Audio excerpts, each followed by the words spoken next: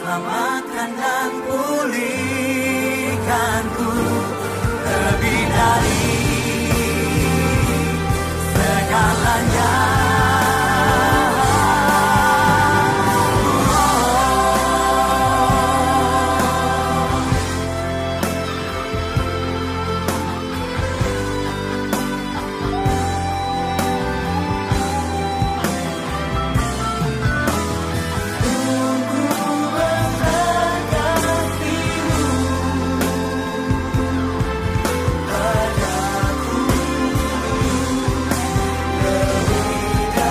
Sama-sama terlalu besar kasih-Mu, pengorbanan yang Kau berikan bagiku terlalu mahal. Darah-Mu Yesus tercurah untuk menebus hidupku.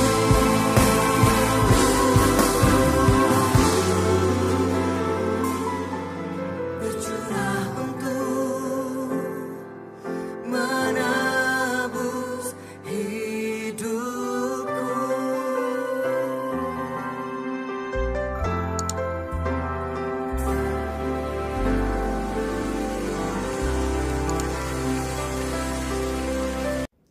Shalom, selamat pagi Bapak Ibu yang dikasihi Tuhan. Kembali kita akan sama-sama belajar satu kebenaran firman Tuhan. Sebelumnya mari kita satukan hati, kita berdoa terlebih dahulu. Kembali kami bersyukur kepadamu Bapa buat hari yang baru, buat anugerah-Mu yang baru, buat kasih setia Tuhan yang tidak pernah habis dalam hidup kami. Kami bersyukur pagi ini Engkau datang dengan kami dengan membawa kebenaran firman-Mu. Urapi setiap kami, ajari kami untuk mengerti dan memahami kebenaran firman-Mu, sehingga dengan mudah iman kami dipertumbuhkan. Di dalam nama Tuhan Yesus, hamba berdoa dan mengucap syukur. Amin. Salam, selamat pagi Bapak Ibu yang dikasihi Tuhan. Saya percaya keadaan kita semua baik-baik dan sehat-sehat saja. Ada beberapa pertanyaan yang sering muncul dari anak-anak Tuhan. Mereka bertanya, saya sudah beriman, tetapi kenapa doa saya belum dijawab? Pertanyaan ini menjadi pergumulan banyak orang Kristen. Mereka begitu yakin bahwa kalau mereka berdoa dan mereka sudah beriman, maka Allah harus menjawab doa mereka. Mereka beranggapan bahwa iman itu bisa menggerakkan Allah untuk melakukan apa saja. Tentu itu sesuatu yang benar. Tetapi kita juga harus memahami bahwa ada kedaulatan Allah yang harus kita hargai. Ini yang kadang kita tidak pahami. Mereka berpikir jika kita itu memiliki iman, maka Allah tidak punya pilihan lain. Maka Allah harus menjawab doa kita. Pemikiran tersebut saya ingin tegaskan sangat menyimpang dari kebenaran firman Tuhan. Pagi hari ini saya akan memberikan beberapa alasan pertimbangan yang harus kita pikirkan bersama. Sebelumnya mari kita buka di dalam Yakobus pasal 1 ayat 6 sampai 8. Demikian firman Tuhan. Hendaklah ia meminta dalam iman dan sama sekali jangan bimbang. Sebab orang yang bimbang sama dengan gelombang laut yang diombang-ambingkan kian kemari oleh angin. Orang yang demikian jangan mengira bahwa ia akan menerima sesuatu dari Tuhan. Sebab orang yang mendua hati tidak akan tenang dalam hidupnya. Yakobus berkata bahwa tanpa iman kita tidak mendapat apa-apa dari yang kita doakan. Sebaliknya dengan iman kita akan mendapatkan apa yang kita doakan. Tentu ini juga benar. Mari kita baca di dalam Markus pasal yang ke-11 ayat yang ke-24. Markus pasal 11 ayat yang ke-24. Demikian firman Tuhan. Karena itu aku berkata kepadamu, apa saja yang kamu minta dan doakan, percayalah bahwa kamu telah menerimanya, maka hal itu akan diberikan kepadamu. Dari dua ayat ini kita menarik sebuah kesimpulan bahwa berdoa dengan iman itu sesuatu hal yang penting. Karena ketika kita berdoa dengan iman, kita percaya bahwa doa kita pasti dijawab. Tetapi pagi hari ini saya ingin memberikan sebuah aspek yang lain. Apakah hanya dengan sekedar kita beriman, maka Allah wajib dan tidak ada pilihan lain buat Allah untuk menjawab doa kita? Saya ingin katakan bahwa ketika kita berdoa, Allah kadang menjawab doa kita dengan kata tidak. Dan ketika doa kita dijawab tidak oleh Tuhan, maka saya percaya itu pun juga adalah jawaban doa. Ini kita harus pahami bersama. Pagi hari ini kita akan belajar ada aspek lain yang perlu dipikirkan selain daripada iman ketika kita berdoa. Yang pertama adalah bahwa rencana Allah yang lebih baik. Mari kita baca di dalam Ibrani pasal 11 ayat yang ke-39. Ibrani pasal 11 ayat yang ke-39. Demikian firman Tuhan. Dan mereka semua atau pahlawan iman tidak memperoleh apa yang dijanjikan itu, sekalipun iman mereka telah memberi kesaksian kepada mereka suatu kesaksian yang baik. Nah, saudara yang dikasihi Tuhan, kalau kita baca topik Ibrani pasal 11, itu adalah orang-orang yang disebut sebagai pahlawan iman. Alkitab menceritakan bahwa begitu banyak pahlawan iman yang belum menikmati apa yang Allah janjikan ketika mereka masih hidup. Sekalipun mereka memiliki iman. Alasannya di ayat yang ke-40 dikatakan, sebab Allah telah menyediakan sesuatu yang lebih baik bagi kita, tanpa kita mereka tidak dapat sampai kepada kesempurnaan. Alasannya bahwa sekalipun Allah menjanjikan sesuatu kepada pahlawan iman, tetapi semasa hidup mereka tidak menikmati apa yang Allah janjikan. Karena Alkitab berkata, sebab Allah menyediakan sesuatu yang lebih baik. Allah memiliki rencana yang lebih baik untuk mereka. Kita ambil contoh Abraham. Abraham itu ketika dia masih hidup, Allah memberikan kepadanya janji bahwa keturunannya akan sangat banyak. Seperti pasir, seperti bintang. Demikianlah keturunan Abraham sangat banyak. Tapi pertanyaannya adalah, ketika Abraham masih hidup, apakah dia melihat janji Allah? Keturunan sangat banyak. Alkitab mencatat tidak. Abraham ketika dia mati, keturunannya masih sedikit. Mengapa semua itu terjadi? Karena Allah sudah menyediakan yang lebih baik bagi mereka. Jadi saudara yang dikasihi Tuhan, ada aspek lain yang harus kita pahami di dalam kita berdoa. Bahwa Allah memiliki rencana yang baik. Sekalipun Anda memiliki iman ketika Anda berdoa, mungkin jawaban doa Anda tidak sesuai dengan apa yang saudara minta. Sekalipun doa Anda dinaikkan dengan iman, tetapi kita harus percaya bahwa Allah punya kedaulatan. Dia memiliki rencana yang baik buat setiap kita. Contoh yang kedua adalah Paulus. Di dalam 2 Korintus pasal yang ke-12 ayat 7 sampai yang ke-10, demikian firman Tuhan. 2 Korintus pasal 12 ayat 7 sampai 10. Dan supaya aku jangan meninggikan diri karena pernyataan-pernyataan yang luar biasa itu, maka aku diberi suatu duri di dalam dagingku, yaitu seorang utusan iblis untuk menggocok aku, supaya aku jangan meninggikan diri. Tentang hal itu aku sudah 3 kali berseru kepada Tuhan, supaya iblis itu mundur daripadaku. Tetapi jawab Tuhan kepadaku, cukuplah kasih karuniaku bagimu, sebab justru dalam kelemahan kuasaku menjadi sempurna.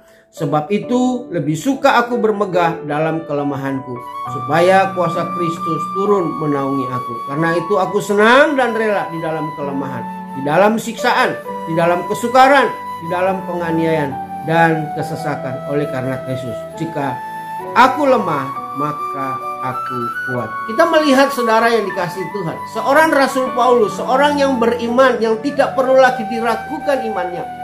Alkitab berkata, ketika Allah mengutus seorang utusan iblis untuk menggocok diri Paulus, memberikan kelemahan pada diri Paulus, Paulus berdoa 3 kali. Tentu doa yang dia naikkan adalah doa yang penuh dengan iman. Tapi kenyataannya Allah tidak mengabulkan doa Paulus. Kenapa saudara? Karena alasannya adalah supaya Paulus tidak meninggikan diri, supaya Paulus melihat kuasa Allah dinyatakan di dalam kelemahannya.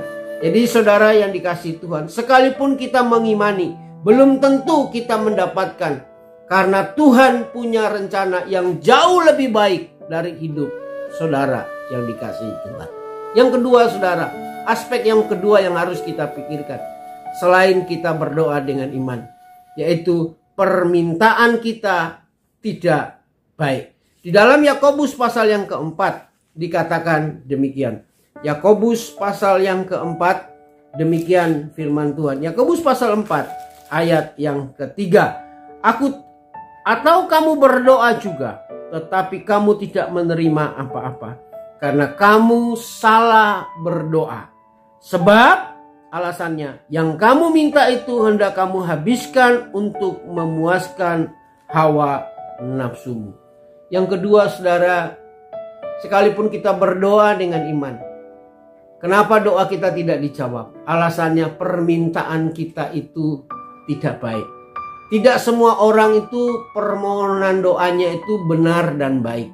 Mungkin benar dan baik menurut diri saudara, tetapi tidak baik menurut pandangan Tuhan. Karena sebagian orang hanya berdoa untuk kesenangan dirinya, untuk memuaskan hawa nafsunya. Sehingga ketika kita berdoa, sekalipun dengan iman, saya percaya Alkitab berkata, Tuhan tidak akan mengabulkan doa kita sebagai suatu keamanan atas diri kita. Yang ketiga, saudara yang dikasihi Tuhan, karena waktu Allah belum genap. Salah satu yang menarik dicatat di dalam Alkitab adalah doa yang dipanjatkan oleh orang-orang kudus yang berada di surga. Mari kita melihat Wahyu pasal 6 ayat yang ke-9. Wahyu pasal 6 ayat yang ke-9 sampai yang ke-11. Demikian firman Tuhan.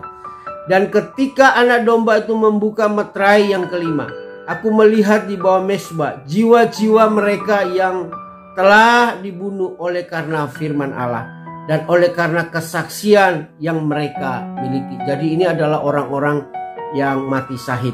Dan mereka berseru dengan suara nyaring, katanya, berapa lama lagi ya penguasa yang kudus dan benar, engkau tidak menghakimi dan tidak membalas darah kami kepada mereka yang diam di bumi. Dan kepada mereka masing-masing diberikan selai jubah putih, dan kepada mereka dikatakan bahwa mereka harus beristirahat sedikit waktu lagi hingga genap jumlah kawan-kawan pelayanan dan saudara-saudara mereka yang akan dibunuh sama seperti mereka. Lihat saudara yang dikasihi Tuhan, ketika orang-orang kudus, mereka yang mati syahid karena memberitakan Injil, Alkitab berkata mereka itu sudah ada di surga. Ini adalah gambaran orang yang beriman karena mereka sudah melihat Allah. Ketika itu mereka berdoa kepada Allah, berapa lama lagi Tuhan? Kenapa engkau tidak membalas darah kami? Berapa lama lagi engkau membalas kejahatan atas mereka yang membunuh kami? Tetapi lihat jawaban firman Tuhan, jawaban Allah kepada mereka. Mereka diminta untuk bersabar karena masih banyak orang lain yang akan mati karena iman mereka. Sampai genap jumlah yang Tuhan tetapkan, maka Allah akan membalas kejahatan mereka yang membunuh hamba-hamba Tuhan yang memberitakan Injil. Saudara yang dikasihi Tuhan, kita melihat bahwa apa yang mereka minta itu sesuatu yang baik. Dan mereka ini adalah orang-orang kudus yang sudah ada di surga, yang sudah melihat Allah. Tentu mereka ini adalah orang-orang yang beriman. Tetapi doa mereka tidak dijawab. Karena alasannya waktu Allah belum genap. Jadi saudara yang dikasihi Tuhan, semua yang terjadi adalah harus dengan rencana Tuhan, bukan hanya sekedar dengan iman kita. Kiranya kebenaran firman Tuhan ini memberikan sebuah pencerahan buat kita. Kalau mungkin hari-hari ini saudara kecewa, saya sudah berdoa dengan iman, tetapi kenapa doa saya belum dijawab? Percayalah bahwa Allah memiliki rencana yang lebih baik dari saudara. Yang kedua, mungkin permintaan saudara itu tidak sesuai dengan rencana Tuhan. Apa yang saudara minta itu untuk kesenangan dirimu, maka Allah tidak menjawab. Dan jawaban Allah tidak itu adalah, saya ingin katakan, itu pun adalah jawaban doa demi keamanan kita. Yang mungkin juga saudara yang dikasihi Tuhan, ketika kita berdoa, kita sudah beriman, tetapi Allah tidak menjawab doa kita. Percayalah, karena Allah bertindak sesuai dengan rencana dan waktunya. Mungkin waktu Tuhan belum genap atas diri kita. Untuk itu ingatlah, segala sesuatu ada waktunya. Allah yang memegang kendali dalam hidup kita. Kita harus menyadari ini saudara. Sadarilah bahwa kita ini adalah pemohon dan Allah adalah penentu. Sekalipun Allah itu kasih, tapi dia itu bukan pembantu yang bisa kita perintah-perintah dengan alasan kita beriman. Ingat, jangan protes sama Allah. Karena Allah tidak pernah berutang apa-apa kepada kita. Maka kitalah yang berutang kepada Allah. Untuk itu biarlah kebenaran firman Tuhan ini memberikan kekuatan, memberikan penghiburan, memberikan pencerahan buat kita semua. Terpuji nama Tuhan. Mari kita satu hati kita berdoa. Kami bersyukur Bapa di dalam nama Yesus buat kebenaran firman-Mu dalam hidup kami. Kami percaya bahwa Engkau Allah yang memiliki kedaulatan atas hidup kami. Ketika doa kami naikkan, belum Engkau jawab, kami percaya ada rencana Allah yang baik dalam hidup kami. Mungkin permintaan kami tidak sesuai dengan kehendak dan kemauan Tuhan. Dan juga mungkin karena ada waktu Tuhan yang belum genap dalam hidup kami. Sebab kami percaya segala sesuatu ada waktunya. Terima kasih buat kebenaran firman-Mu. Hamba berdoa berkati umat-Mu, berkati pekerjaan mereka, berkati kesehatan mereka, berkati keuangan mereka, berkati iman mereka, pertumbuhkan iman mereka di dalam pengenalan akan Tuhan. Terima kasih Bapa, urapi setiap kami, berkati setiap kami. Di dalam nama Yesus Kristus Tuhan, hamba berdoa dan tetap mengucap syukur. Amin.